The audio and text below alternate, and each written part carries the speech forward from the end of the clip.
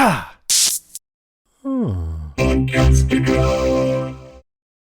I be honest with you about something? What, I got a boogie in my stash? No, I'm kidding. Sorry, go ahead. I was quite offended by what you said about my profession. That just because a therapist is being paid, they don't actually care. Let me ask you something. Would you coach for free? Yeah, I would. But do you? No, ma'am. And yet you care about your players, right? Yes, ma'am. Then why would you assume it's not the same for me? I don't assume that all coaches are macho dickheads. That's a good point. Consider me dunked on. And look, I'm really sorry about that. You know, getting all worked up and saying stuff like that, then storming out of here. It happens. Self-care can be scary.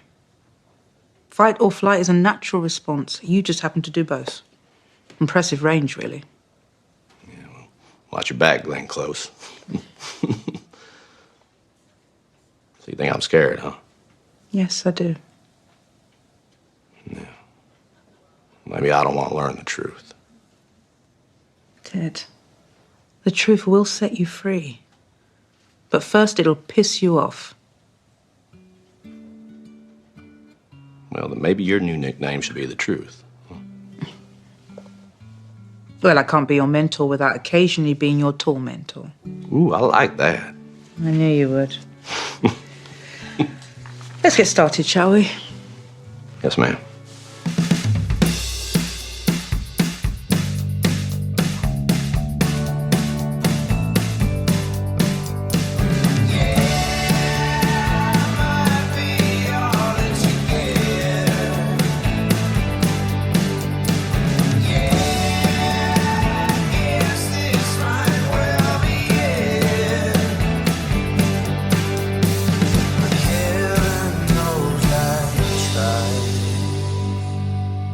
Welcome to another episode of the Revisited Podcast. I'm Ben. And I'm Kristin.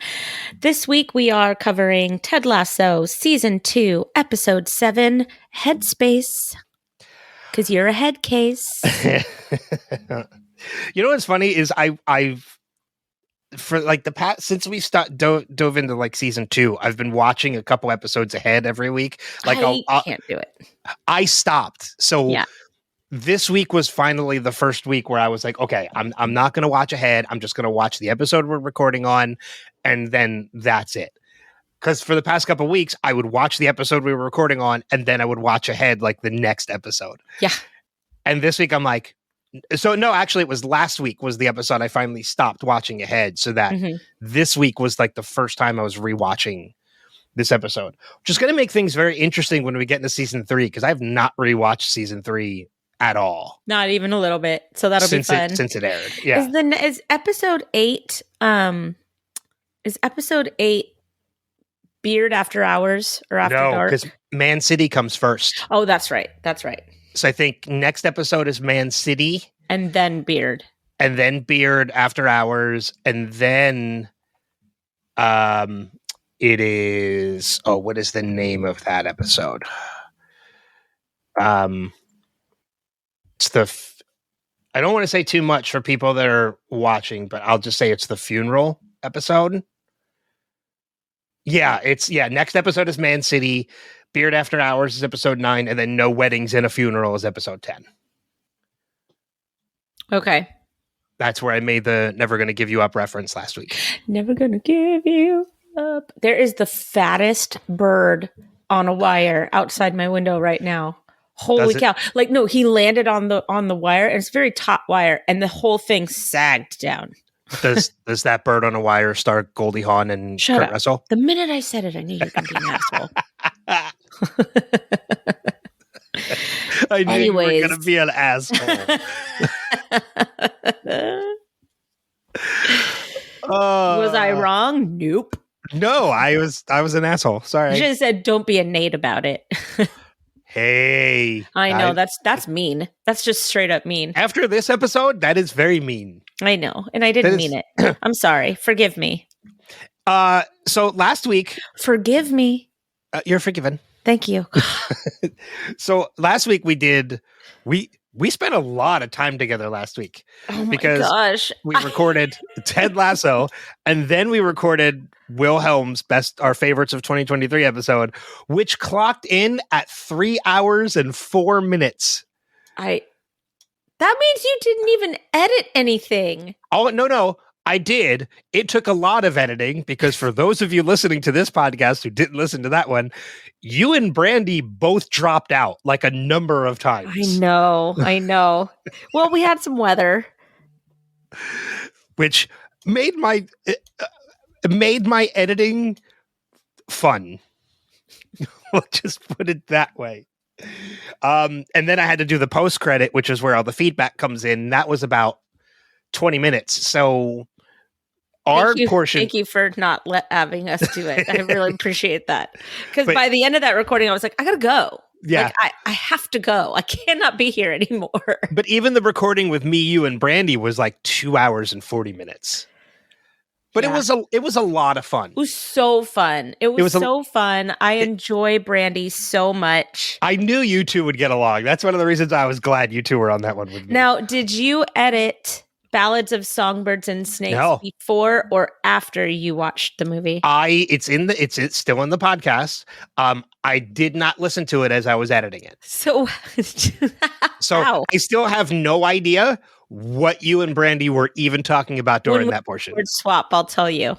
Yeah. So for people listening, when we did because I know there are a couple revisited listeners who actually listened to that episode because they messaged me and told me, but Kristin and Brandy had both. I had yet to have seen Hunger Games Ballads of Songbirds and Snakes yet, even though it was assigned to me by Kristin for Movie Swap, which we're going to be recording after we record this. And they wanted to talk about it. So there was so bad. There was legitimately a point in the recording where even though I'm the host, I took my headphones off and let you two talk for like 5 or 6 minutes. It was awesome. And I still haven't gone back and listened to that portion. So you can tell me about it in Movie Swap. I will. When we talk about it. But let's talk about Lasso. For those of you that are on your first watch, as per usual, we may not have a spoiler section this episode. I don't know. I don't know if there's a lot we have to bring up. But just in case we do, make sure you check the show notes and you'll know where the portion of this episode to skip if you don't want any spoilers. But let's dive in. Episode 7, Headspace of the second season. Where do you want to start? Well, gosh, so many different places. So first of all, I just want to say I love this episode so much. I love that we kind of take a break from the games and just the overall plot of Ted Lasso, and we kind of dig into the characters a little bit this episode. And I am a very character-driven television and movie watcher, so episodes like this are my jam. Mm-hmm. We might have one spoiler now that I think about it, because this is very Ted therapy centric, and anybody that has watched the show knows why Ted. Well, we don't know why at this point why Ted is upset, because Ted doesn't even know why he's upset about therapy. All he knows is that he hates therapy, and it is probably linked to the therapy that he had with Michelle. Well, I think it's absolutely linked to the therapy he had with Michelle. What I'm saying is right now,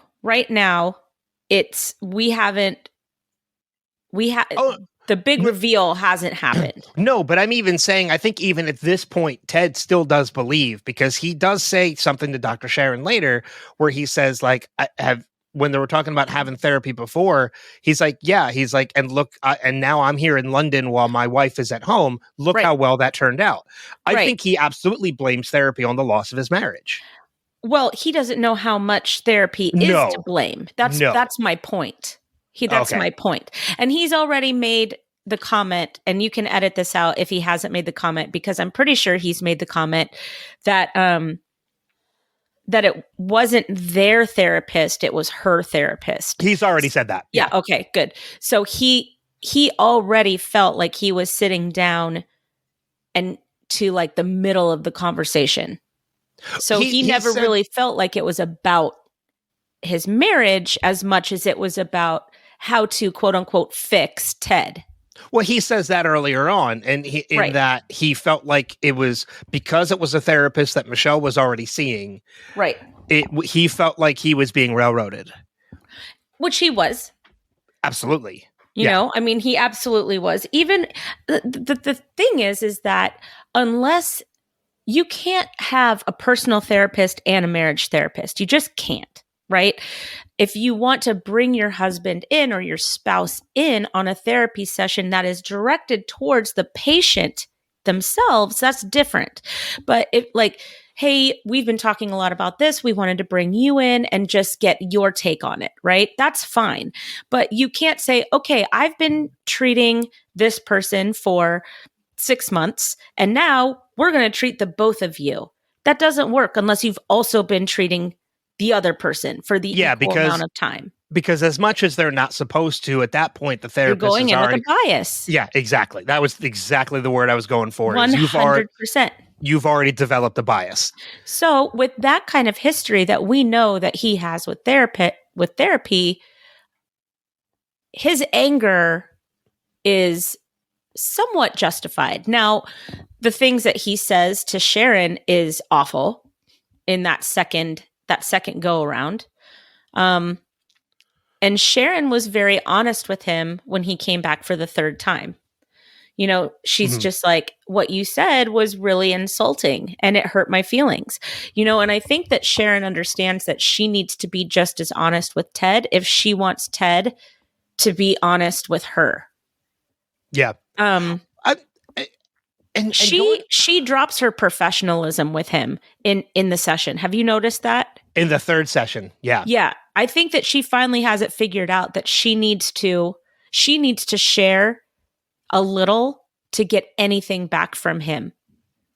Well, because at that point, Ted has already gone in with a bias as well, in that therapy is useless. Right. And it just does more damage than good. And yeah, Dr. Sharon realizes at that point, and that just goes to show you how great of a therapist she really is. Yeah. That, she needs to share in order to get some sharing in return. And I think that a lot of that has to do with the fact that she is used to treating football players and they're already very like macho. And so she doesn't have to get too personal with them because they don't really want to get personal with her. But Ted's different, you know? Mm-hmm. Ted is from Midwest America. Okay. Those people are kind, they're self-effacing, and they want to know you as much as you want to know them.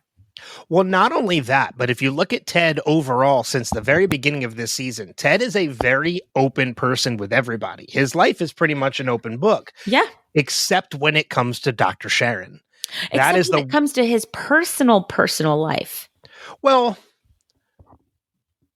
yeah, I think yes and no. I think there's some things in his personal life he's been open about. But yes, there are some things he does keep very close to the chest. And that is, in particular, things with his marriage. And that's what Sharon wants to talk about. Yeah. And the only person I think he's ever been open with about that before this is Beard. And I think he's been open with Rebecca. I do think he's been open with Rebecca as well. But I mean, like, even I'm talking pre-Richmond. Oh, okay. I think Beard is really probably the only person he's even been open with it about. And even then, I kind of question it because sometimes as a guy, I know we don't always share those intimate details with each other. We know that there's something going on. We take in the bare minimum that we need to know. And then that's pretty much it. You know, so I think Beard is aware that there are issues, but he doesn't question them. Right. It's not until he comes to AFC Richmond and he befriends Rebecca and now Dr. Sharon is involved, then now he's kind of being forced to open up about everything, which I'm not saying is a bad thing. It's very much needed for Ted at this point. He needs it more than he will ever know. Mm-hmm. But he is so resistant to it. And Sharon is a magician, and she's at least able to understand that it's going to take a couple of tries to get him in the door. Mm-hmm. And I love that third session so much, especially when he throws the tissues box across the room. He's like, no. Not going to need them. Yeah. And I love the look on Dr. Sharon's face when he does it too. Yeah. She was like, all right, like, yeah, she's amused by it. You know, it's like they really have their own breakthrough with each other in that third session, which is really nice because I think that Sharon needs Ted too. I do too. Well, there's a great moment coming up a little bit later on, and I can't remember if it's next episode before Have they been to the hospital yet? No, that's the next moment. one. This is next episode. It's then Man City. Man City. Yep. I love every part of that. There are so many great moments. Man City is just a great episode. Yeah. For Roy, for Jamie, for Ted, for Jamie. Yeah. There's some great stuff coming up next episode that I can't wait to talk about. But yeah, like there's this breakthrough. But I want to go back to what you said about how Ted was very mean in the way he was in that second session talking to Dr. Sharon. I do think, though, that there is one thing he says in there that he does make a very valid point. And I think it kind of throws Dr. Sharon for a moment until she realizes that is because what he does say to Dr. Sharon is very insulting, like about her job. Gosh, the whole time I'm like, stop talking. But he does make a valid point in that she charges by the hour, but only does 50 minutes of therapy. Like, I was like, when he said that, like the whole time I'm listening to this, I'm like, man, you are being insulting. But you kind of have a point with that one. Not really, because there is notes time that she has to do when he leaves. Okay. All right. Fair enough. And she's probably doing a lot more than 10 minutes of notes and dictation and all that other stuff that she needs to do. Yeah. But I mean, you're right. Like, I'm glad you started with this because I think this is probably one of the most poignant things that happen in this episode is by the end of this episode, there is a breakthrough with Ted. And like you said, with Dr. Sharon. Yeah. As well. But Ted, I think, is the biggest one. Ted has there's a major breakthrough. He's been very hesitant to therapy this entire time. He's made it very known what he thinks of therapy. Yep. To everybody. And by the end of this, for him to be sitting face to face with Dr. Sharon, tossing the tissues behind him, and finally accepting this. Yeah. As one, this is something that he needs, and two, this is something that he's going to allow. Right. Well, I really like it. I really like it when she turns it around on him, when she says, would you coach for free? Yes. Yeah. Okay. But you're not. No. Okay. And you want to get to know your players. That's very important to you. Just because you're getting paid doesn't mean that you don't care. Right? You still care about your players, even though you're getting paid. So the way that she turned that around and she made that point, I thought was really good, because if you could turn it around on Ted listens to that. Mm-hmm. It's interesting that he's like, you know what? You're right. And he's so good at admitting that he's wrong, which I think is it's a really good trait for him. But Sharon says, my favorite quote of the entire, episode was, I can't be your mentor without occasionally being your tormentor. And that just struck a chord with me, because I feel that way with teaching a lot too, you know, because you get all those resistant kids that don't want your help, that don't think they need your help. But when they finally give in and they accept what you're trying to do for them, they let you in, you know, and I imagine that it's the same when your profession is a therapist. Yeah. Psychologist, psychiatrist. I don't know what she is. I don't know if she can prescribe medicine, whatever. But is that the difference between a psychologist and a therapist? A psychiatrist and a psychologist. Yeah. A psychologist. I think a psychiatrist can prescribe medicine. And I'm if you're a psychologist or a psychiatrist and I'm wrong, like, please let me know. Because I've always been confused with the difference as well. And if it's the ability to the ability to prescribe medication makes a lot of sense. Right. That. Yeah. And that being the difference. And then at the end of Ted's little, breakthrough, and he's on the right path with Sharon, and he's having a beer and some dinner, who arrives?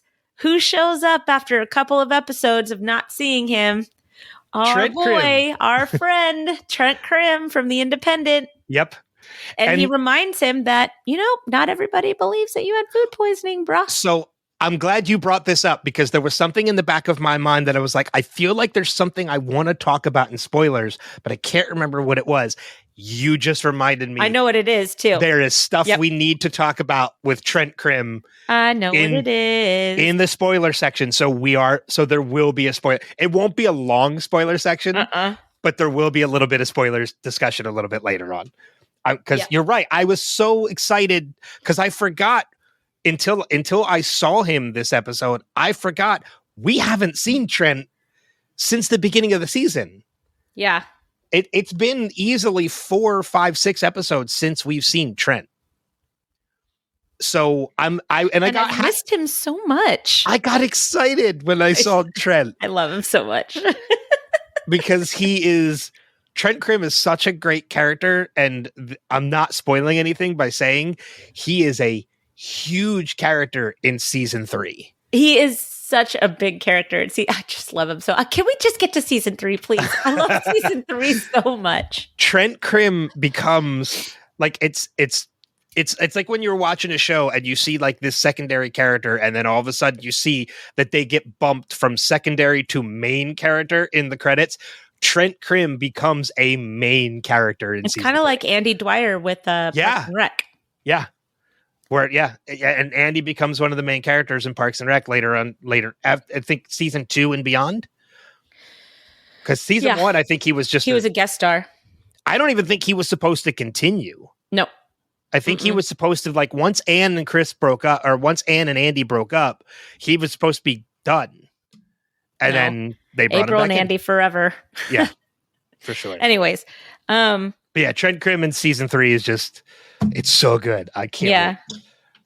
But yeah, like you mentioned, like that second session, going back to the second session with Ted and Dr. Sharon, I made that thing where I thought it was kind of a valid point, and then you kind of showed me how it really isn't. But also, like, the main insult of that whole discussion, and you kind of touched on it a little bit in what Dr. Sharon says to Ted in the third session, is basically, you think I don't care about my patients. This is nothing more than just a job for me to just come in, talk, listen to people, and then collect a paycheck. Yeah. You're absolutely right. That is insulting for anybody. Yeah. To think that somebody doesn't care about the job that they do, to look at it. And that goes for any profession. Yes, there are people out there that do a job just to get a paycheck and don't really care about their job. But you don't go through that amount of training to become a therapist to not care. Right. 100%. Like, I think that's, I was going to say something that was very spoilery, but I'm not going to. About another therapist. But I won't bring that up. So yeah, I'm glad we started with all of the Dr. Sharon and Ted stuff, because there's just so much more. There's just so much stuff that comes. And the awkwardness in that first session of, you can see like Ted is making an attempt to try and be a part of it. Like, he's trying to figure out where to sit, how to lie down on the couch. Then it's so uncomfortable. It's not until yes. And then, like, it's not until Dr. Sharon asks the first question. She says, like, how do you feel about all this? And the moment that question comes up, he's like, nope, I don't want to do this. And he walks out of the office. So angry too. He's so angry those first 2 sessions. Because like, the how do you feel, it's that word, it's that verb, it's the feel part. The moment he feels that, it becomes real. Yeah. It's no longer just something he's like toying with. The moment he's asked that question, this is real now. I don't want to deal with it, and I'm leaving. I don't want to do it. 100%. 100%. And he walks out. Yep. So yeah, he does. He does walk out. He walks out twice. And you see how it affects him when he coaches, you see how it affects him just kind of walking through life. Like, and that's the same for like any kind of therapy. I mean, unfortunately, when you need therapy, it's going to get worse before it gets better. Yeah. It just is. Because you're bringing up things. It's kind of like when you, how do I put it? Like if you have like an old bottle, like if you have like some kind of a bottle of wine and there's sediment at the bottom of it, like you need to shake that bottle up for that sediment to mix back in. And it looks horrible until you start to drink the wine or whatever it is that has sediment at the bottom. Like it could be like a juice or something that has it at the bottom. You get the reference of the I do. the reference I'm trying to make. The analogy. Yeah. I'm trying. Don't do it with champagne.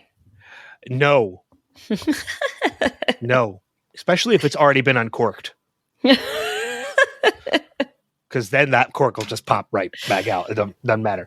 But yeah, you mentioned like how it kind of affects his coaching too. And this kind of shifts into another point in like when when Keeley is having the discussion about Roy in Rebecca's office with Rebecca and Higgins and Ted. And she's like, is it okay to keep things bottled up? And Ted's one of the first people that's like, yeah, it's okay to keep things bottled up. Because that's what he's facing at that time is he just wants to keep his emotions bottled in. He doesn't want to face it. He doesn't want to release all of this stuff because that's what he's going through. So it goes in, it blends into that conversation. And it's interesting too, because I guess like him being in England, his job is 24/7. This job is 24/7. So he probably feels that he needs to keep everything all bottled up because he wants to remain, coach 24/7 and he can't be himself. So that has to be difficult as well. Yeah. Yeah. Cause even when you're right. Cause even in moments, because he is a known person, he is somebody who is recognized as the coach of AFC Richmond. You're right. That makes his job 24/7. Yeah. Because even when he's at the pub eating, he's approached by Trent Krim. Right. And he's questioned about something that pertains to the game. And to him personally. Yes. That can't be easy for anybody. It's the price of fame, I guess. Well, and let's pivot on the price of fame and talk about our friend Nate. Oh boy. Let's talk about Nate. It's been very interesting going back and doing a rewatch, knowing what we know. Because upon first view, I think even upon initial view of this, I thought Nate was a dick in this episode. Oh, he was so awful. And the things he said to Colin, I was so glad. I forgot that Beard heard it. And I was so glad when I saw Beard. I was like, okay, can you say something now? You've watched him be an asshole now for like 4 episodes. Is it time yet, Beard? Because he waits and he takes his time. Yeah. And the mystery of Beard deepens in this episode only because I'll bring this up just because it's a very quick moment. But when Nate walks in and Beard addresses him and tells him that he's being a dick, to Colin, Nate walks out and then immediately turns around and Beard is gone. He says the door's behind you.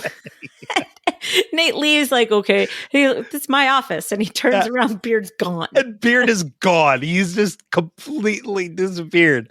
And there's a part of me that he's hiding behind the door, right? I was literally, there's a part of me that wants to believe that Beard just kind of hid under the desk just to fuck with Nate. Yeah, maybe. Because he would do it. Yeah. He would absolutely do it.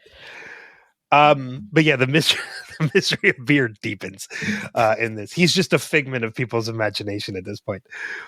But yeah, like it's Nate, it's such a roller coaster with Nate in this episode because we see the way he treats Colin in the beginning of this episode.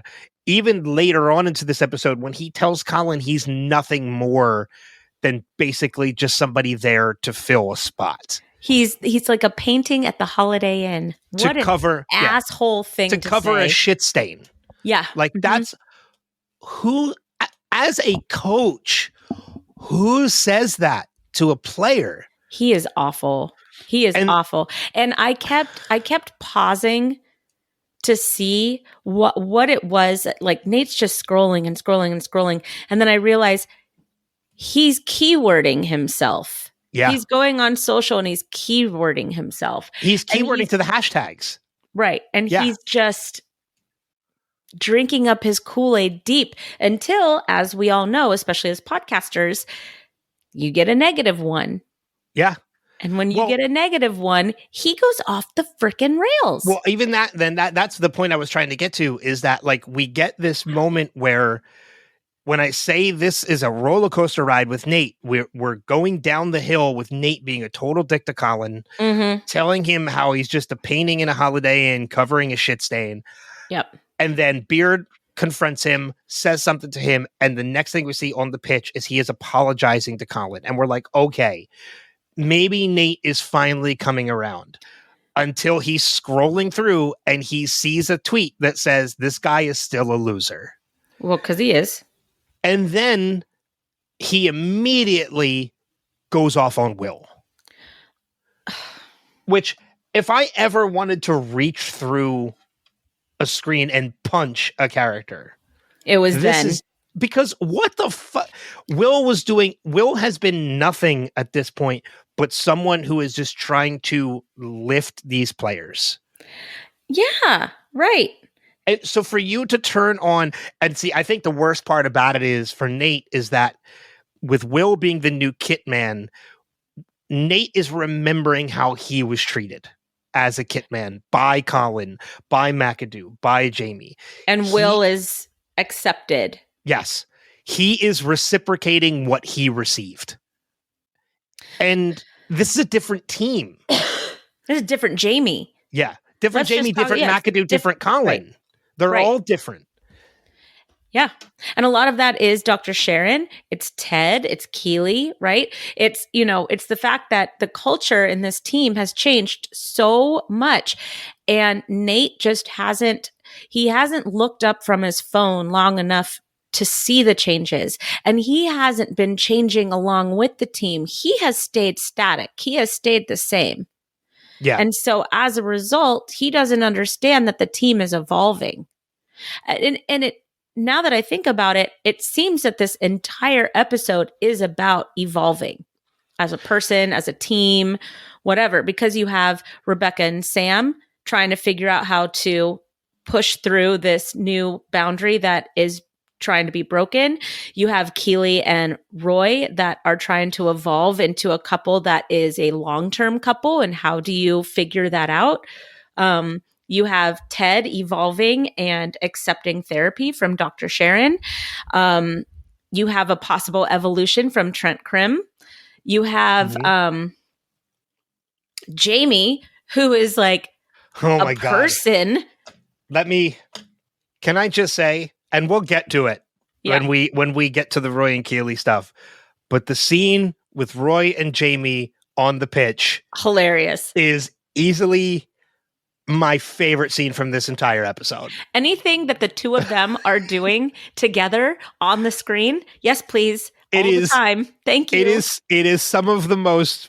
I'll save it for when we get to it because I love that scene so much. But yeah, like I think you're right. I think evolution is a big theme. Yeah. Of this episode. Which makes sense because it's headspace and therapy. We evolve and we change. Yeah.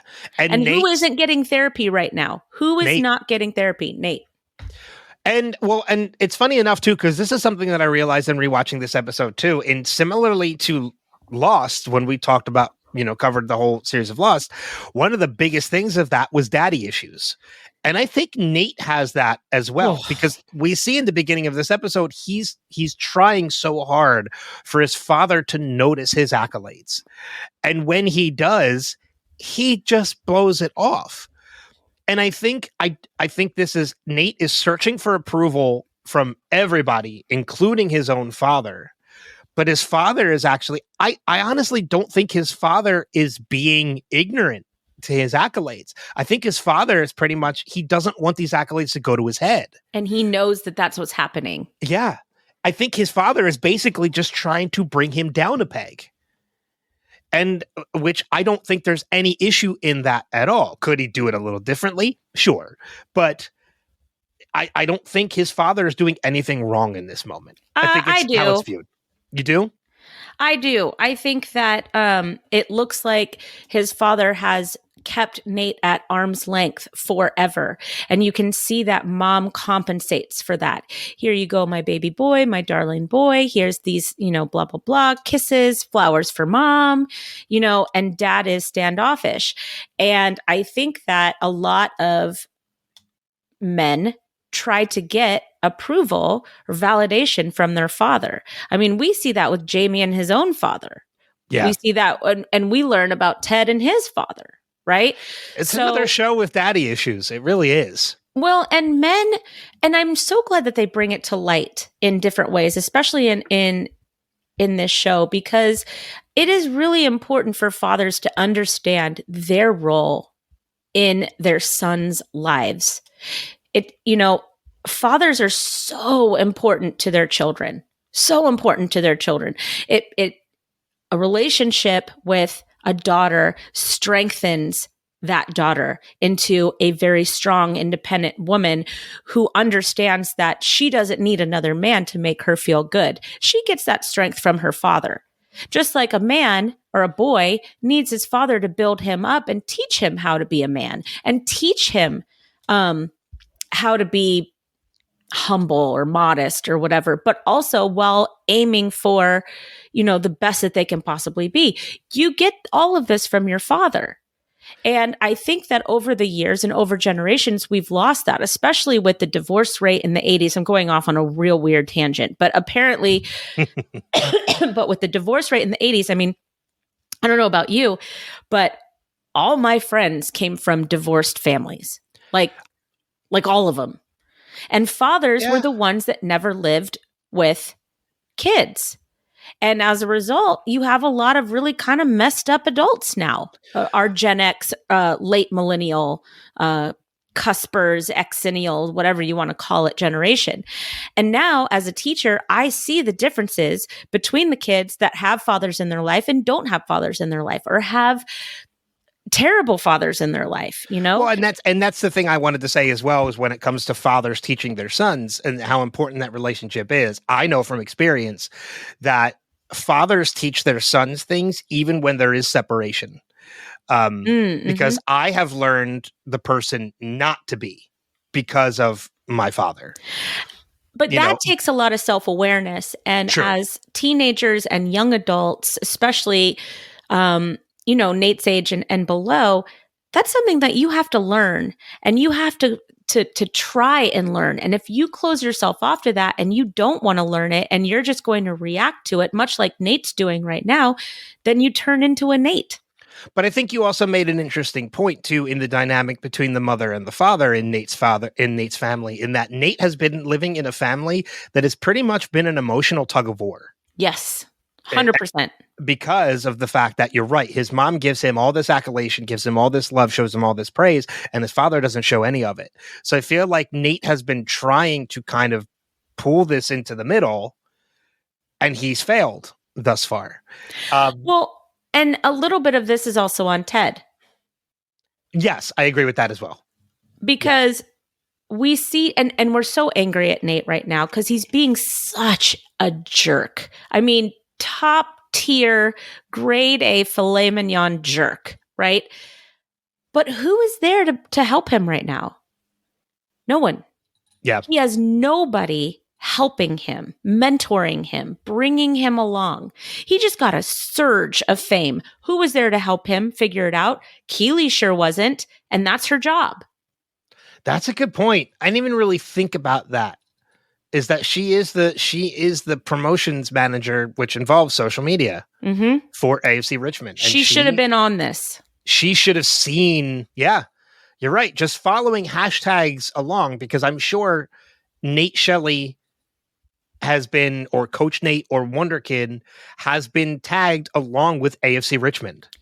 She should have known. This. Yes. So there's a lot of people failing Nate right now. Does he get a pass for his actions? Absolutely not. Absolutely not. However, nobody's looking out for Nate, not even his own father. Yeah. Well, I mean, and that's, you know what, that's a good point too, is that, you know, when you look at things from Nate's point of view, like, yes, he's getting the accolation and the love from his mom, but even his mother is calling it the wrong thing. She calls him Boy Wonder. And he kind of takes offense to that a little bit in correcting her. Like, he says, no, like, it's Wonder Kid or Wonderkind, which is what I'm pretty sure I said. No, you didn't, for one. And Jan knows it. Yeah. Exactly. But, you know, like, you're right. Like, even then, I think he's even kind of, he's not accepting it from, he's getting it from one place and he's not accepting it because it's the one place he's always gotten it from. He wants it from new people. He wants it from Ted. He wants it from his dad. Yep. He wants it from Ted and his dad. That's it. Yeah. And they're the two places he's not getting it. Like, because remember when Beard talked to him about the way that Nate spoke to Colin, Nate had one question for Beard. Did you tell Ted? That's it. Yeah, that's true. I mean, and I will say in this, I'm not saying it's for every episode this season because it's certainly not, but this episode, I think Ted does get a little bit of a pass. Yeah, but okay. He wasn't there to hear the way Nate spoke to Colin. That's true. Yeah, because he did say, did I miss something? Yeah. Do I need to know it? No. Yeah. Ted does get a little bit of a pass this episode. 100%. But last episode? No, God, no. He does not. I even said it. Like, he pushes Nate to the side. He physically moves Nate to get to Nate Roy. saves his ass in that game. Yeah. And Ted says nothing to him about it. Yeah, I don't think Ted has said it. And that's the thing. Like, if you look at the timeline, I don't think there's been another game yet since that game last episode. No, I don't. Yeah, I think you're right. Because I think that is the episode that got them into the semifinals, and then that's what they're talking about. Right. So Nate is still on a high for maybe a couple days to a week at this point. He is legitimately in his 15 minutes of fame. Because that's all it is. It's 15 minutes of fame. Well, is it? And that goes into spoilers a little bit. Yeah. So you're right. Maybe it's not 15 minutes of fame. I think it's 15 minutes of fame from the fans, but to a different person, it's not. To a different person, it's a way in. Yes. We'll talk about this in spoilers. Yes, exactly. However, going back to Nate, listen, I realize I've spent like the last 10 minutes sticking up for Nate, but I don't want it to be confused with the fact that I hate Nate. I hate his actions. I hate everything he's doing right now. I'm just trying to understand the direction of this character right now. Okay. It's going to be interesting when we get into season 3, particularly because it is our first rewatch for both of us. I want to see how your feelings on Nate are going into season 3. Well, you too. Yeah. Our feelings. Because my feelings for Nate have already changed in season 2. Whereas I gave Nate a little bit of a pass up until a particular moment, which doesn't happen until the season finale. This time around, I'm like, no, I kind of don't give him a pass. Yeah. He's been a jerk the entire time. Yeah, and we've seen it all season. But there are other people that I gave passes to last season, meaning like Ted and such, that I don't give passes to this season. Yep. Because I see now all the ingredients. I see all the kindling being thrown into the fire. Yeah. This time, whereas upon first watch, I just saw the explosion. And I think it's because we're just so enamored with the team and with Ted and with Rebecca and Keeley and Roy and Keeley and Higgins and his cute little pipe. And, like we're so, I love that, by the way. Like one of my favorite parts of the episode. But we are on first watch, you're just so enamored with this whole world and you just want to be in it and you're just so cozy and lovely. And then Nate messes everything up at the end and you're like, what just happened to my favorite show? But then you watch it again and you're like, oh, okay. Yeah, I see it. Well, and what really bugs me the most about this entire thing, especially with Nate going off on Colin, is the fact that this whole thing stemmed from, look, anybody who has a group of friends that like you rib each other and you poke fun at each other, for the most part, it always comes from a place of love. You tease the people that you love because one, if it's like the whole, like, if I didn't make fun of you, I didn't, it means I didn't care. Yeah. The team is ribbing Nate in the beginning. They're kind of poking fun at him and they're taking the piss out of him. They're bringing him in. They're accepting of Nate as a coach. They're making fun of him, and they're doing it because they really like Nate now. Yes. And Nate takes it as in, these guys are just putting me down. Because of season 1. Yeah. Yeah, he's kind of reliving a little bit of trauma.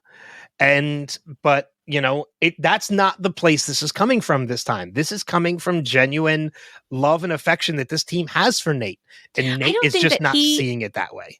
I don't think that he has accepted that Jamie's different too, maybe. Everybody else has. Oh my gosh, Jamie is the best. He's the best in this episode. I just love him so much. When he walks into the boot room, that's the best. And Roy walks in, he's like, "Are you talking about me?" And Jamie's like, "Yeah." Well, that's the best part. Like, are we finished with like a lot of the Nate stuff? I am. Point? Are you? Yeah, I think I am too. So we can kind of shift into the Roy and Keeley parts of this episode, because this is, I think, where a lot of the levity comes into it, while still giving these characters a little bit of the evolution that you mentioned. And you're right. Like, every time Roy has walked in on groups of people talking about him, it's always a bit of a mix in the response. Yeah. And that is, "Are you talking about me?" Half of them are yes, and the other half are no. Not in the boot room. In the boot room, they all said yes. And Roy's response has always been like, "All right, fair enough." Like, and then because he knows people talk about him when he's not in the room. He's a very famous person. Yeah. He's not stupid. Yeah. But I also, like it when he walks in and Higgins and Rebecca start jazz scatting. And then everybody leaves. And Higgins is like, 2, 3, 4. And him and Rebecca just go right back to jazz scatting. Yeah, it's awesome. I just love it. But I mean, I also like the fact too that Roy is he's very aware of the relationship that Keeley and Rebecca have.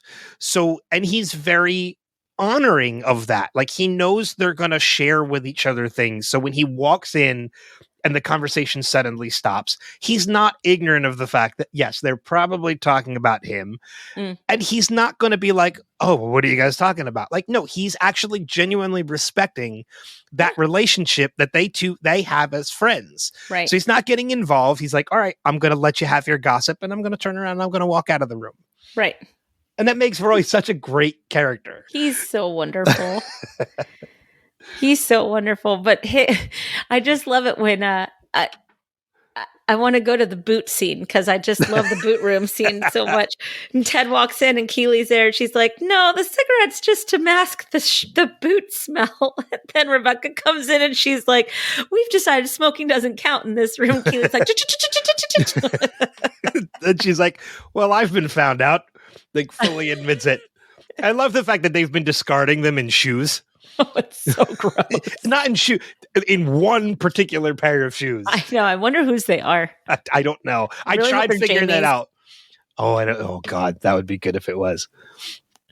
But that's like, that becomes a running joke in this season too. Actually, through season 2 and 3 is Will in the boot room. Yeah, because he always kind of ends up in the boot room when something is happening in the boot room. It's just so funny because the boot room is kind of Will's domain. That's his office. That's his office. His smelly boot office. And everybody just uses it to like hide, smoke cigarettes, gossip, make out, like, and he just walks in. He's like, guys, come on. I'm the kit man. I don't know what to do with my hands anymore. Like, what do I do? But they all seem surprised anytime they're in there and either Will walks in or it's discovered that Will was already in there. It's like, no, like he's so quiet. This is his room. You're using his space to have your conversation every time. Like I said, it becomes a running joke season 2 into season 3. Yeah. It's like there are times where like there are conversations happening and then all of a sudden Will just chimes in. It's like, where did you come from? Have you been here the whole time? It's like Miss Doubtfire the whole time. Yes. So, but yeah, the boot room scene is great. But, you know, the whole thing about this is that Keely is getting she's feeling overburdened because now that Roy and Keely work together, they go to the office together. It feels like she is spending every moment of her day from work to home with Roy. And I get that. I totally get that. Like, you need space sometimes to be alone. And I come home from work every day and I close the door to my bedroom for a half hour and nobody better come in there. Nobody. It's your decompress time. Yes. So I get that, but I love that, like, I kind of see it from both sides, that I love seeing how affectionate Roy is being. Like, he just loves being around Keely. This is something new to him. Intimacy. He's never been this intimate with a person before. Yeah. And he's living it up, but at the same time, he's learning about it as well. Don't come into the room when she's watching her show and talk about your stupid book. Okay, first off, the Da Vinci Code is not a stupid book. No, it's awesome. I love it. It's a great book. And I was like, seeing Roy reading it, I'm like, I kind of want to break the Da Vinci Code back out. I love it that he goes another read. And he brings up such a good point where he talks about how short the chapters are, that it just makes you want to keep reading. And I'm like, God, I feel you on that, Roy. Because that is so true about that book. Yeah. But I also love the fact that, like, he is actually, like, he's doing what Keely tells him. Mm-hmm. Like, Keely says, like, you know, like, if you have to go in the other room and read your book so that I can get work done. And he does. He doesn't fight her on it. Nope. It's just, these are two people that are learning about this. Because there's a part of me that wants to believe, I don't think Keely's ever had a relationship this intimate either. No, she's only dated young, dumb football players. Yeah. I mean, she's said that. So they're both in uncharted territory here. And Roy really steps up at the end. Well, because of Jamie. Because of Jamie. I was just going to say, let's talk about that moment. So cute. That is some of the best nonverbal acting I have seen in this show. When it comes down to them on the pitch, and, you know, Roy for the first time yells whistle. Yes, it was. I put that down. It's the first time we hear whistle. Yep. And he says because he gets mouth rash from the whistle. So he just screams it, which I absolutely love. And, you know, now that we finally gotten to it, I have to play. We get to do it. Whistle! Whistle! It doesn't come from this episode, but it becomes, again, another running joke. Yes. Throughout everything. But that moment where he goes up and he tells, you know, Jamie, like, you need to be in there. And Jamie's like, no, like, I need to give him his space. He needs to be out doing his own thing on his own. I can't crowd him. He needs his space to do his thing. And watching that moment in Roy, when it clicks that that's what needs to happen with him and Keely too. Yeah. Seeing him, like, with this befuddled look on his face and looking in all these different directions, like he's processing this information. Right. And I'm sure the fact that he's getting this, like, breakthrough because of Jamie Tart is also messing with him. Well, because, like, when he finally processes it and he's just like, fuck, and just walks off the field. And Jamie and the rest of the team are like, what just happened? But you're right. Jamie is very, very smart, and he's deep, and he's philosophical. He really is, but he's also stupid. Yes. He's a bit of an imbecile sometimes. Yeah. So, but like that is like, I swear I rewound that moment like 4 times and just rewatched that 30 seconds like 4 or 5 times when I was watching this episode because it's so damn funny. Yeah. Like I said, it's some of the best nonverbal acting until we get the fuck. And, you know. And then you see Roy like really learn from that and just be unbelievably romantic. Mm-hmm. The rose bath, the lights, the flowers, the candles, the music. The giving Keely her space playlist. I mean, everything.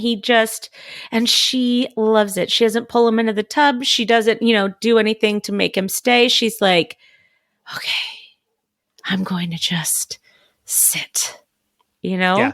And it's kind wonderful. And similar to Ted and Dr. Sharon, this is a breakthrough for Roy and Keely. Yeah. They have found a new level of intimacy for sure. Yep. Yeah. It's beautiful.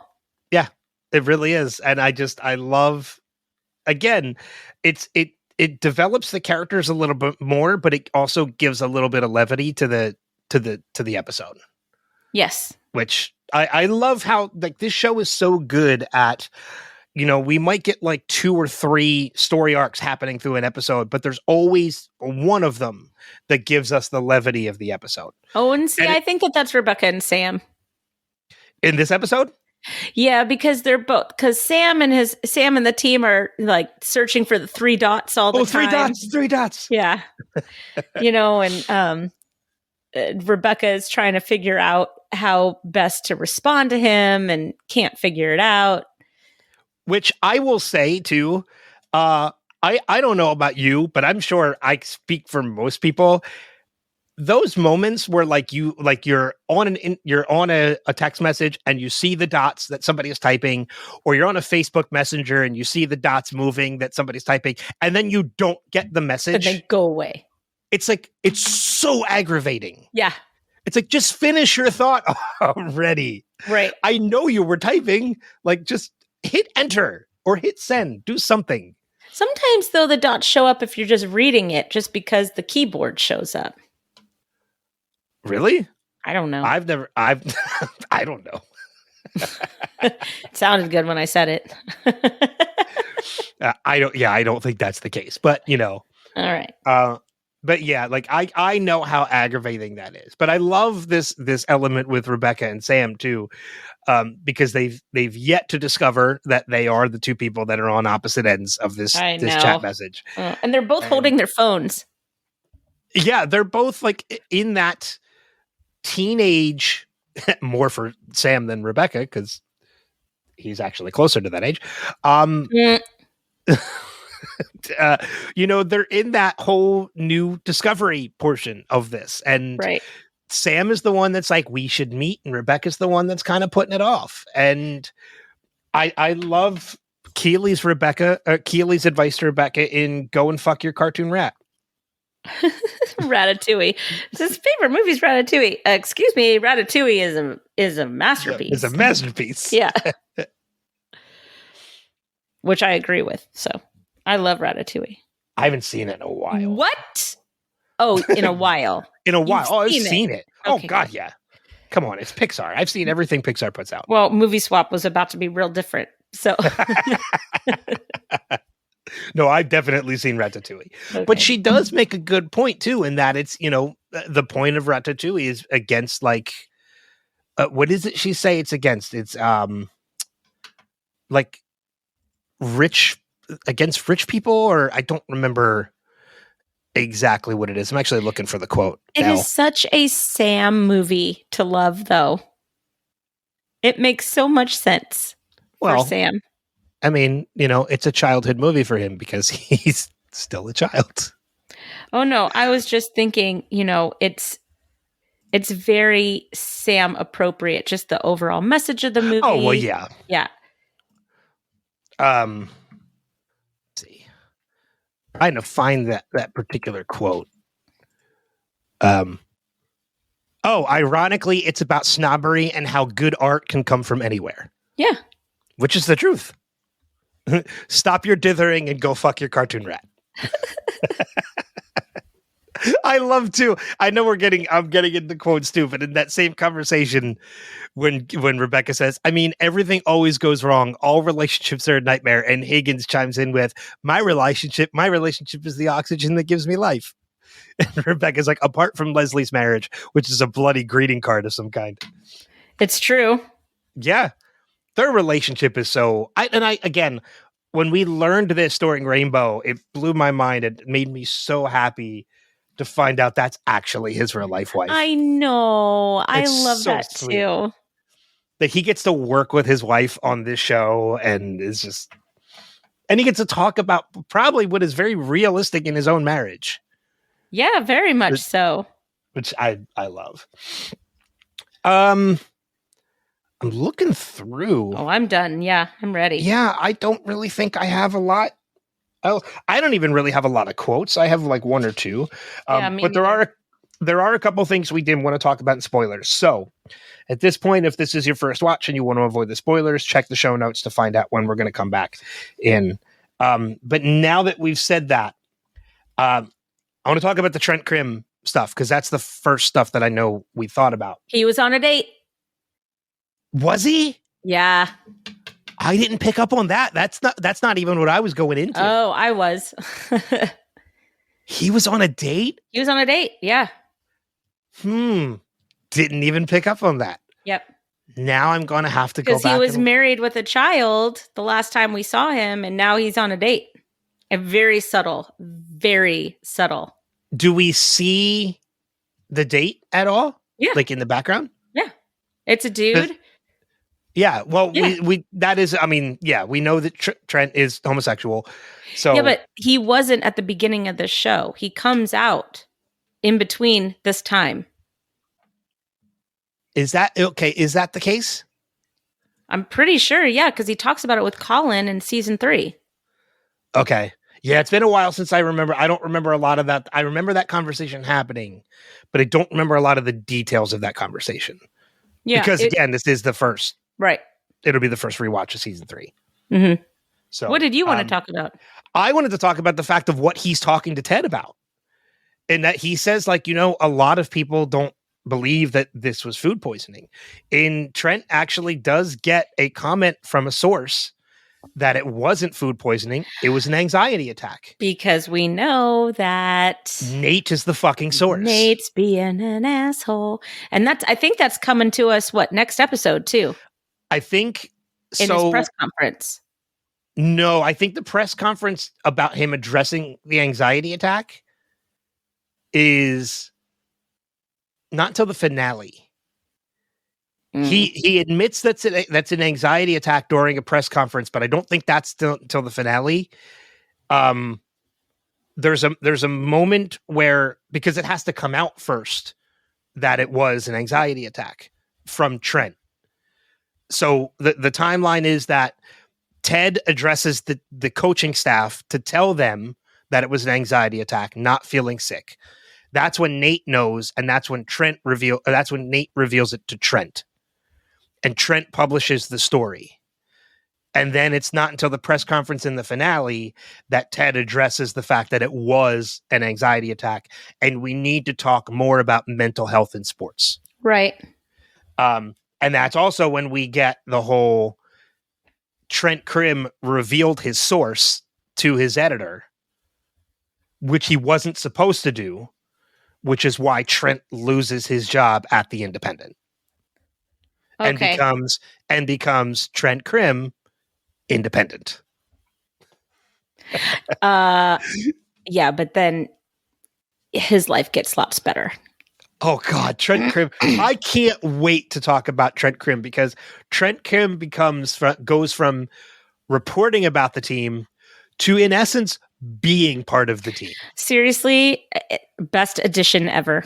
Yeah, he is why I love season 3 so much. One of my favorite moments in season 3, and this is a moment that I do remember, is I know we're getting way ahead, but I can't wait to talk about this episode. There's an episode where Roy, Phoebe, and Phoebe's mom have a happy Uncle's Day.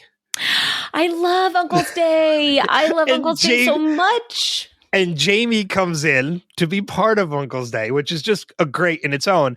Yeah. But Phoebe gives Roy a tie-dye shirt that she made in school. And then Roy, he wears it. He wears it to Richmond. And there's a scene where he walks in, he says hello to Beard and Ted, and they are like in awe. They cannot believe it. And then that moment after Roy walks out, Trent walks in and just mimics. Did you saw that too? Right. Right. Everybody's just like, what do we do? And what I love the most about that scene is that it's the song Red Right Hand that's playing. That's right. The background. The red right hand. Oh, that's the Peaky Blinders song. Yeah, that's just, that scene is just, I love that scene so much. I love it. I can't wait till we get to talk about that because Happy Uncle Day is just a great moment. Yes, too. I agree. God, the stuff with Roy and Phoebe is just Happy Uncle's Day. We're getting more Roy and Phoebe next episode for Man City. It's the parent teacher conference. I love that. It's gonna be great. It's so great. That's but yeah, so I wanted to talk about the Trent Cribb stuff because of that. Because of we're going to find out that Trent is going to report on Ted's anxiety attack, and it comes from an anonymous source, which turns out to be Nate. Yeah. Yeah. And I thought that it was the fact that you see in the background that Trent's on a date. Didn't even pick up on it. You have to really look for it because you have to know what's going on. And I think that's easily missed the first time because we don't know that about Trent yet at that point. Right. Right. And I missed it completely in the rewatch. So I'm going to have to go back and just rewatch that scene. Yeah. I mean, it's right at the end. It's very easy, you know? Yeah. True. But yeah, he definitely was on a date. And then what was the other spoiler that we wanted to talk about? Oh, the therapy. Yeah. Oh God. Yeah. So when is it that we find out about their relationship? It's this season, isn't it? Is it this season or is it next season? I don't think it's until next season that we meet. Not that we meet the therapist, but don't they FaceTime and he's in the background or he answers the phone or something? You know what? I think you're right. I think it might be either the penultimate or the finale of this. He answers the phone. Yeah. I think that's what happens is he answers the phone. Yeah, I think you're right. Which means that he's comfortable enough to answer the phone in his house. I think he's already been there. Well, I told you he was there. I think he was there for Christmas. I do too. Yeah. The more I think about it, the more I agree with that. I don't remember what my stance was on that then. You just hadn't thought about it. Yeah. But now the more I think about it, I think you're right. Yeah. I think he was there. She was too nervous during that phone call. And she wouldn't let anything but the wall behind her be seen. She didn't even like move the camera. And then when he moved the camera towards her, when he turned the camera around, she was like legit nervous. And she turned it right back around and got in front of the tree. So, but because Ted knew that this therapist that he went to for marriage counseling was so vehemently against Ted just as a husband, as an idea, you can completely see, once you learn this information as a viewer about Ted and Michelle's marriage, you understand why Ted hates therapists so much. He was railroaded. He believed he was being railroaded, and he was absolutely right. Right. Well, and the first time you watch this episode, you're like, holy cow, he is so mean to Sharon. But then you watch it again, and you're like, Sharon, you don't understand. You're going to learn. Yeah. Why he is being all going to be revealed, and you're going to feel real bad. Yeah. You're going to feel real bad. Yeah, there's so much learning about this, like knowing what we know now about that whole situation with the therapist and everything. It's just, it makes things so much clearer and helps you understand more why, you know, he is where it is. And the point I was getting to earlier that I jokingly said I would, you know, I don't want to say it because I'm going to spoil anything. When I mentioned how Dr. Sharon, like when you don't go through that amount of schooling and pay that amount of money to go through that amount of schooling to become a therapist and not care. I was going to say, unless you're that therapist where you just do it to meet women. Yeah. Right. So gross. So gross and unethical. It's just like Ted should have reported him. He should have lost his license. There's just so much that I wish would have happened as a result of this inappropriate relationship that happened. Well, even so, like, even going back to, and this goes into the series finale, in that when they're at home, when Michelle and his son are at home watching the game, the big game that Ted they're all playing for. It's the final game that Ted is coaching. They're into the game and he is just in the background on his phone.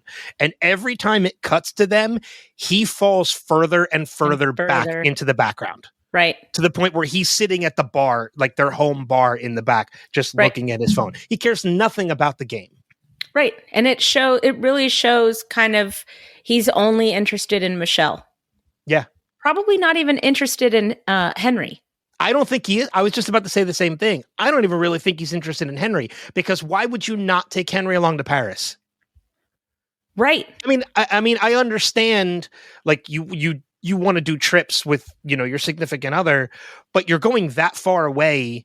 Yes, it's an opportunity for Ted to spend with his kid, to spend with Henry, but, you know, as somebody who's coming into the lives of this child, you want this child to form a relationship as well. My headcanon is still the same. It's never going to change. He took her to Paris to propose. She said no, and their relationship changed after that. I agree with you on that. Yeah. I 100% agree with you on that. I don't need it to be validated. I don't need it to be confirmed. That's my headcanon. That's what happened. Well, because I believe when Ted returns home, that relationship is over. I don't think that relationship was over when they got back from Paris. It was just Michelle doesn't leave relationships. We learned that because she didn't leave Ted until she, you know, felt that she was going to be with someone else. Yeah. I don't think Michelle and Ted are back together, but Michelle and the doctor are done. That relationship is This over. is where we disagree. We disagree on this, I know. But that's okay. Well, we'll see how we feel when we get to it, because maybe my opinion will change. Yeah. I have one more spoiler that I wanted to talk about, and that was Nate and his parents. I'm trying to see if I can find it because I thought that I wrote it down. Well, I do. Oh, right here. Okay. So we talked a lot about Nate trying to get his father to notice him and how his father's not noticing him, when really we find out in season 3, his father has been proud of him the whole time. He just hasn't known how to do it. And all he wants is for Nate to be happy. Yeah. And he just goes about it the entirely wrong way. I was going to say the same thing, that there is a major breakthrough scene with Nate and his father in season 3. And it really is it's a great scene, because it really is a discovery of Nate at the same time. Like it's Nate discovering himself. Yeah. Because at that point he's left Rupert's team. He's living at home. He does have Jade. You know, he is in the relationship with Jade, which is something new to him, but we see that moment where he finds his violin and rediscovers his love of playing the violin, which and his father comes in to listen, right? Yeah. Yeah. And then we get that whole speech that you just mentioned about, like, his father's always been proud. Yeah. He just wants him to be happy. Right. And then the other thing I wanted to talk about with Nate was that Nate has his 15 minutes of fame, like you were talking about. He's getting his 15 minutes of fame.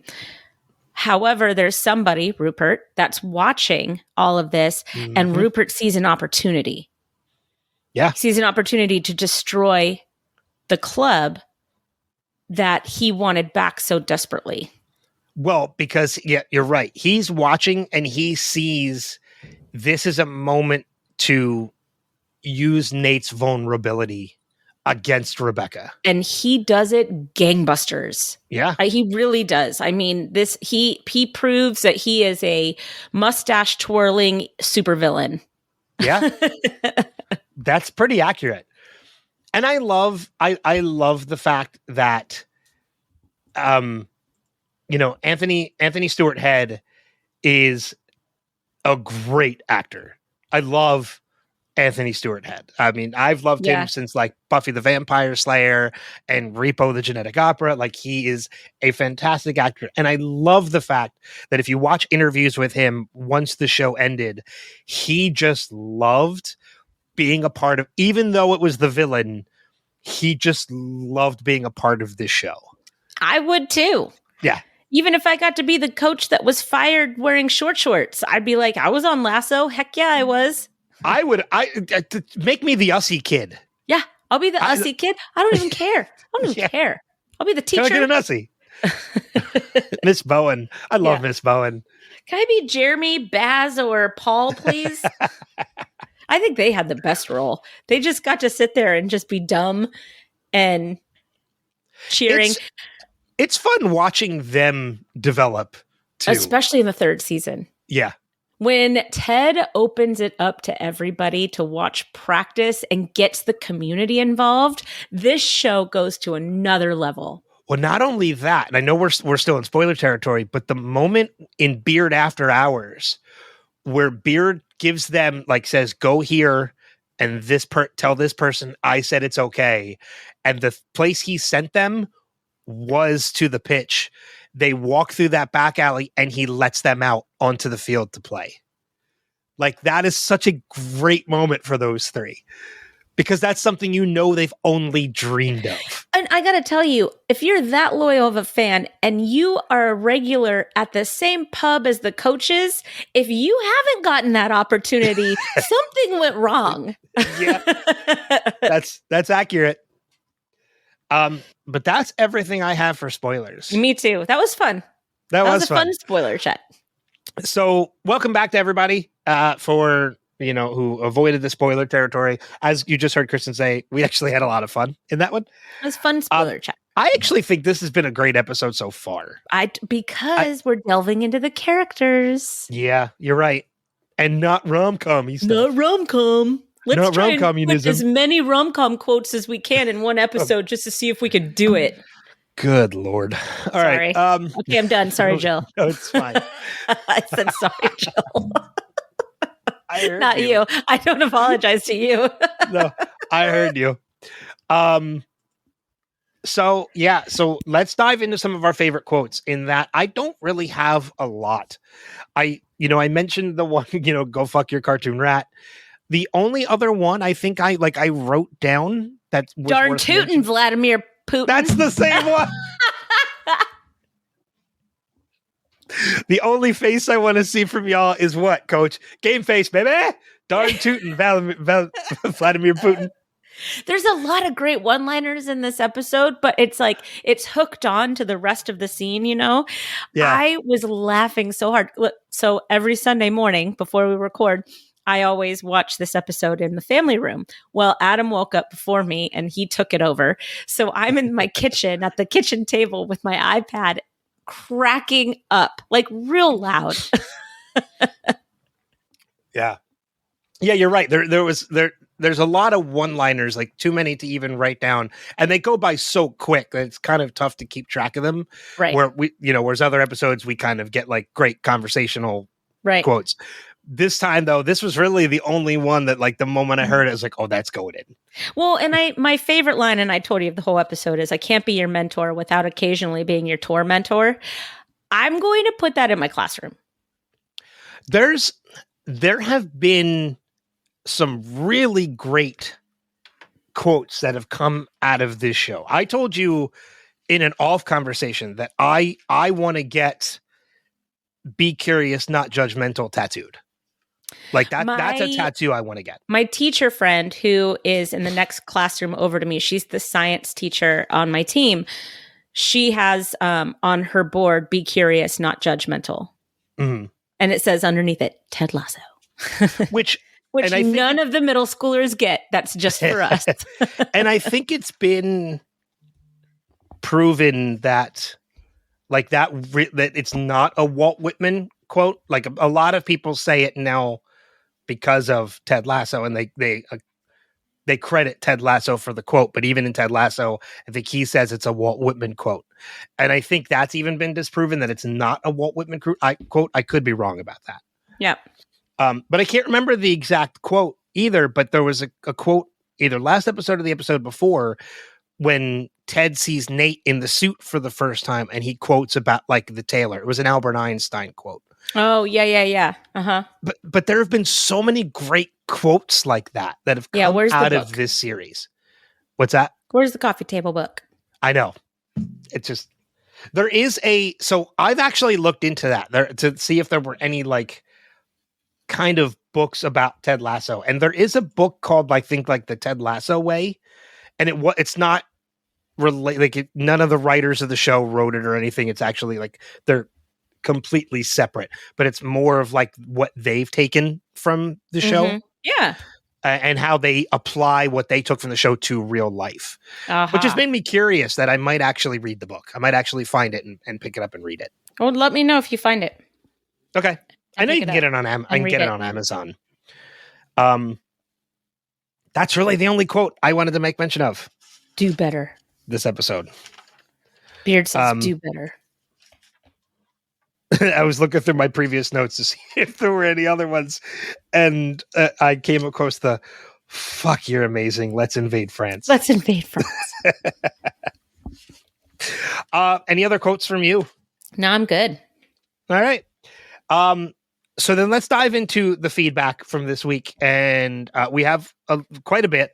And that's because apparently some people decided to play catch up with which is adorable. Which is great. I love it. And look, we've said that before, whether it's for previous episodes or the current episode, always feel free to leave. Yep. Feel free to leave us feedback because we'll still play it. So, and if you want to send in a spoiler feedback, like let us know and we'll play it during spoilers. Just put it in the notes.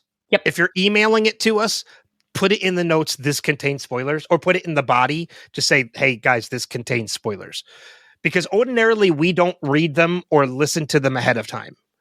So if it does contain spoilers, that's fine. Just put it in there so we can read it ahead of time so that we know to play it during spoiler territory and not during feedback. So that being said, let's do some of the catch-up ones first, because we have 2 voicemails from previous episodes, and then we have... What are you shaking your head for? Do you not want to do written first? You want to do no, because first? that's current. Okay. I get what you're saying. Let's do the catch-up first. Okay. And then we'll do the written. So we have 2 voicemails, and this first one comes from our friend Greg, who unfortunately I found out was sick with COVID, which is why he fell behind in his That's the time to watch stuff. No, he fell behind in his feedback, I guess, because it was hard to speak and actually I get record. That. We had to skip a week because of my voice. Yeah, that's very true. So that's this goes back to Rainbow, which was 2 episodes ago, which I know is your favorite rom-communism episode. Yeah, well, I'm sure he's going to shit on me the whole time. We'll see. I haven't listened to it, so we'll find out. But let's play that now.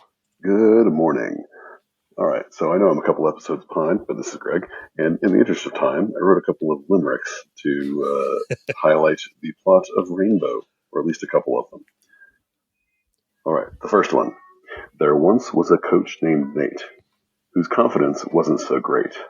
Ted's misstep was a laugh, undermining his staff. He finished next to Roy with such hate. Now on to Roy. There once was a pundit quite fab, who loved his doner kebab. Reba growled in glee, then unfucked his knee, then stood proudly like old Ahab. Unfucked his knee. And then finally, rom-coms are, sometimes good, sometimes bad, and this kind of reflects that. Rom-coms can have quite a problem. Some are repetitive and ho-hum, but every once in a while they can make you cry or smile. and maybe pulled you out of your doldrum. All right, I just want to call out a couple of callbacks and running jokes. Obviously, we get the end of the British owl joke, whom. And then Nate sits down and grabs Keely's sharing pillow and holds on to it as he goes to talk about a big thing. And then the constant and forever GIFs versus GIFs. Anyway, all right. I will see if I can get into the next one, into the signal. And then maybe even the next one that's actually this week. All right, bye. Unfucked his knee. That was my favorite part of the limerick. Yeah. I forgot about the grabbing the comfort pillow. No, yeah. Nate, that was a good callback. And Nate seemed to do it quite naturally. Like, he wasn't told to do it. He just did it. Well, Nate is somebody that needs to hide behind pillows. This is true. But our next voicemail comes from our friend Steve, who he last week we recorded on Saturday because Sunday was your husband's birthday. So we recorded a day earlier.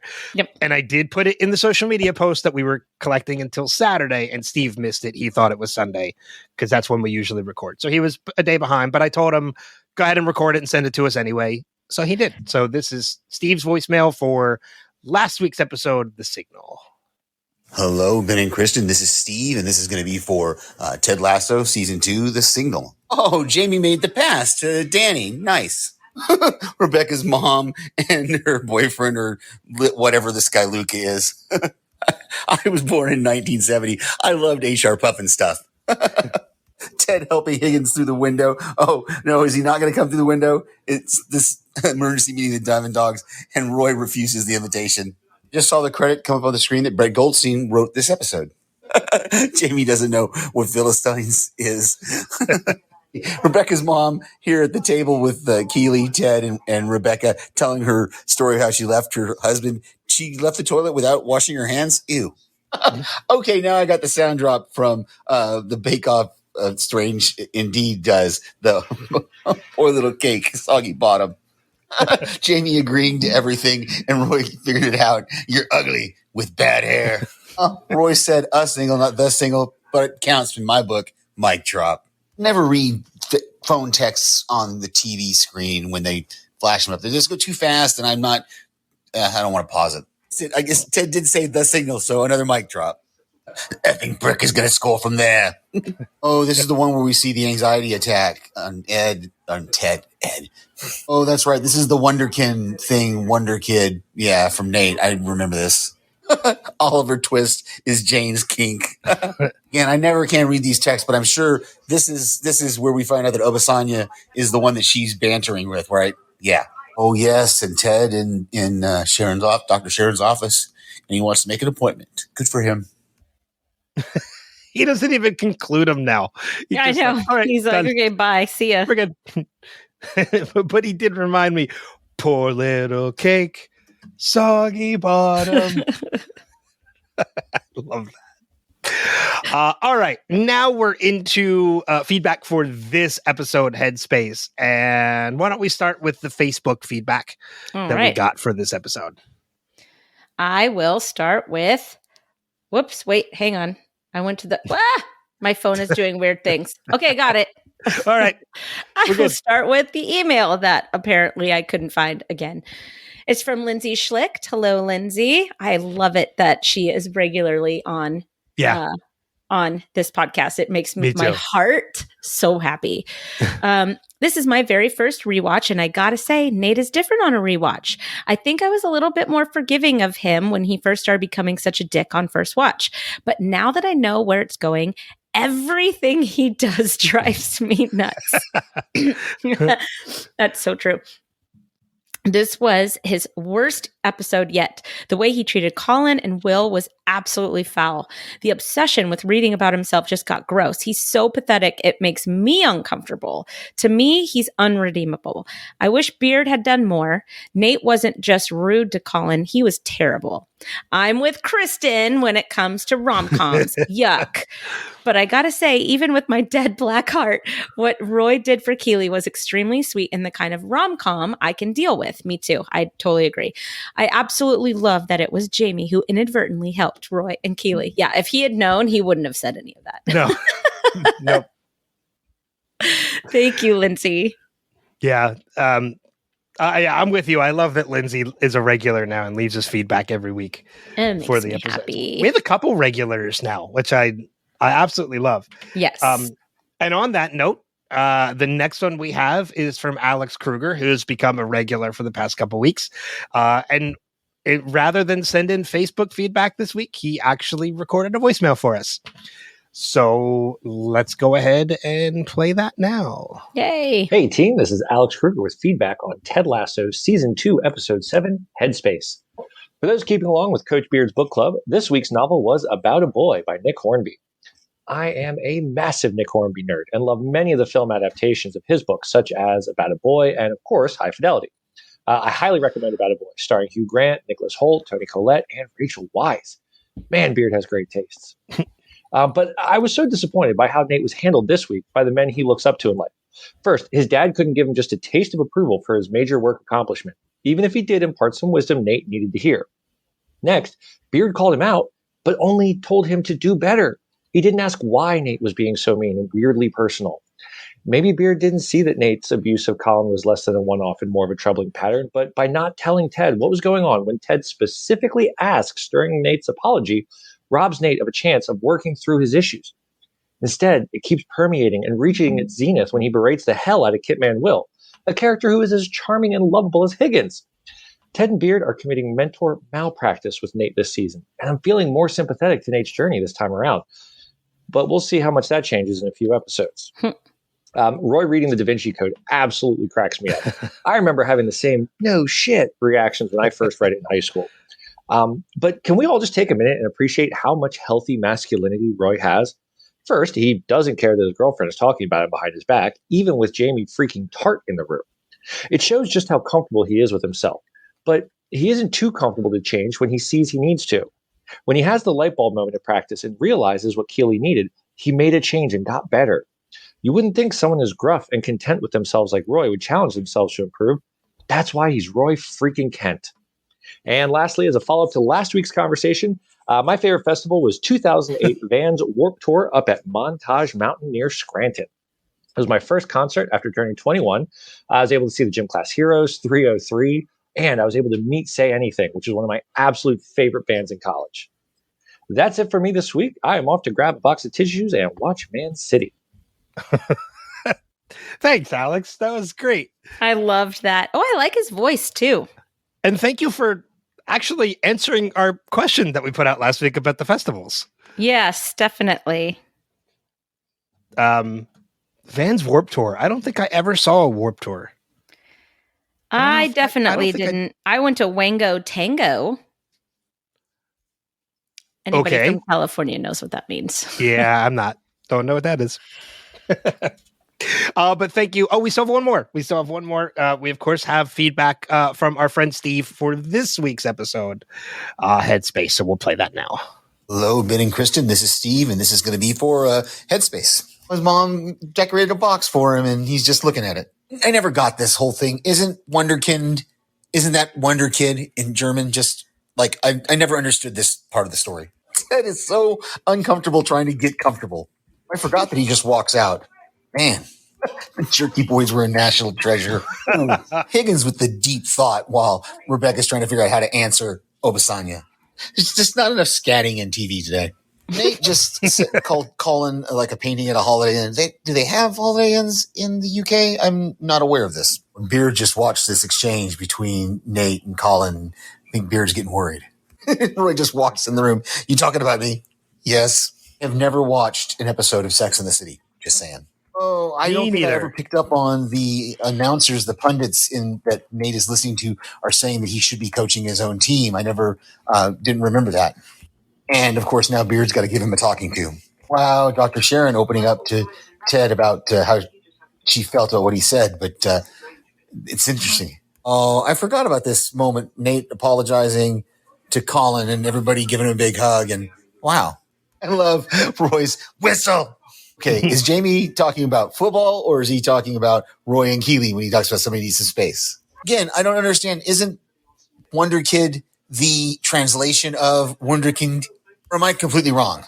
Now Nate's back to them thinking that they're making fun of him. Oh, what a sweet thing that Roy just did for Keeley with the bath and everything. Aw. Hey, I can never read what text. What text was Nate just reading about while Will is whistling? Oh, and another Nate nastiness coming out right at the end. Talk to you later. I will answer one question that he posed. Yes, there are Holiday Inns in Europe. And I'll answer another question. Wunderkind means child prodigy, one who succeeds in a competitive or highly difficult field or profession at an early age. Yeah, I don't think it's like it means specifically. I mean, that is what a Wonder Kid is, but I don't know if that's Wunderkind definition in German. Yeah. I just don't know if like Wonder Kid and Wunderkind are the same. I mean, obviously they are, but I don't know if they developed from the same thing. I don't know. There's an entire Reddit post on it from 2 years ago called Wunderkind versus Wonder Kid in subreddit Ted Lasso. So if you'd like to read that, go ahead and read that. It has, let's see, it has 108 comments. Yeah, have fun reading that on your own. Yep. Because we're not going to. There you go. You're welcome. But yes, there are Holiday Inns in Europe. I actually just looked it up. There are quite a few, actually. Holiday Inn. There's Holiday Inns in Germany, Belgium, Netherlands. Yeah, there's quite a few. That's Europe, too, not the UK. But I'm sure if they're in Europe, they're in the UK. Yeah, I would agree. How many Holiday Inns are there in the UK? There are a total of 601 Holiday Inn locations. A few Holiday Inns, not many. 601 Holiday Inn locations in the United Kingdom as of April 26, 2023. Wow. So yes, there are plenty of Holiday Inns in the UK. But thank you everybody for the feedback. As I mentioned before, whether it's our current episode or previous episodes, please feel free. We encourage you guys to leave feedback. Easiest way to do that, just visit our website, revisitedpod.com. There you'll find links somewhere to listen, subscribe, feedback, or you can email us directly, feedback@revisitedpod.com. Recommendations for this week. Anything from you? I got one if you don't. Get caught up on the Bad Batch because it's coming. It's coming back, man. Coming. And if you don't know what the Bad Batch is, you need to go and watch it because it's awesome. It's awesome. It's awesome. It's so good. So good. I am so bummed that they're only doing 3 seasons. Like, just so unbelievably bummed because it is it's up there for me with Rebels. It's probably my favorite of the animated series. Well, Rebels will always have my heart, but I mean, Bad Batch is about as close as it can get. Yeah, it's so good. And it's probably objectively better. It's just Rebels has my heart. I have two quick, one quick, and then the other one I'll maybe spend a minute on. But the first one, if you have the chance and you are still a person who goes to movie theaters to see movies, go and see Argyle. I went to an advanced screening of it last week and I absolutely loved it. Don't listen to the reviews. Don't listen to the reviews at all. Don't ever listen to reviews. No. Be subjective and go see movies on your own. Don't listen. And I say this as a film reviewer. Like, I attend screenings all the time and put out reviews, but I always end my reviews with be subjective and go and see the movie for yourself. Yeah, go see it for yourself. Roger, Siskel and Ebert gave Beauty and the Beast 2 thumbs down. Really? Yes, look it up. No, I don't get that at all. But if you are a fan of like the Kingsman movies, you will absolutely love this movie. Sam Rockwell and Bryce Dallas Howard are so good as the leads in this movie. I love Sam Rockwell. He is so I'm so happy that he finally got like a leading role in this movie, because he always plays like these secondary characters. Mm-hmm. And he's good at those too, but he is so good in this movie. He's funny, like he's a badass. Like I loved him. But this movie, Argyle, is so good. It's spy, it's espionage, so there's twists, there's turns. It's like I've been itching for more Kingsman for so long, and this movie scratched that itch. That's awesome. Was great. I still haven't seen Kingsman. I need to. Any of them? None of them. Because there's Kingsman, The Secret Service, Kingsman, The Golden Circle, and then The Kingsman, which is the prequel to both. Oh, they're so good. They're so good. But my other recommendation this week, I watched a documentary that I heard a lot about. And then when I watched it, it is some of the craziest shit I have ever heard of. It's relatively new. There's a documentary on Netflix that just came out called American Nightmare. And it's about a kidnapping that happened in 2015 that everybody thought was a hoax, that people had thought it was like a real life Gone Girl. Oh. And turned out to not be fake at all. Oh, I hate that. And it was discovered like almost like weeks later that it was for real. Not that it was for real. And like they were ready to press charges against the guy, the boyfriend, and the girlfriend who was kidnapped, because they thought the police in California thought they faked the whole thing. And then it turns out by happenstance that another city caught a guy and it tied completely into their story. Oh my gosh. Can you imagine going through something like that and being told that you're faking it? Yeah, it is. That is irreparable psychological damage. Oh, they sued the city for defamation. And all the stuff I've told you is just scratching the surface of this story. It's a 3-part series. They're 45 minutes each, so a little over like 2 hours to watch. Well worth the time. Like I couldn't stop watching. I was like, oh, like this is the craziest shit I've heard. And it's done well in that the first episode is done from the boyfriend's perspective of the person who was there when his girlfriend got kidnapped. Mm-hmm. The second episode is told from the girlfriend's perspective. So she tells her accounts of being kidnapped. And then the third episode is how everything comes together and they realize it wasn't a hoax. It's crazy. It's called American Nightmare. It's on Netflix. I've just written it down and I took a lot of notes while you were, so I'm excited. Any final notes from you? No. Go. Thanks for listening. Yeah. So with that being said, next episode, Man City. Oh, Yay! man. We're going to have a lot to say. I love that episode. About this episode. But as always, thank you for listening, subscribing, all that you guys do, being a part of this whole thing. But until next time, we'll see you guys out on the pitch. Take care. Bye. Namaste. Bye-bye.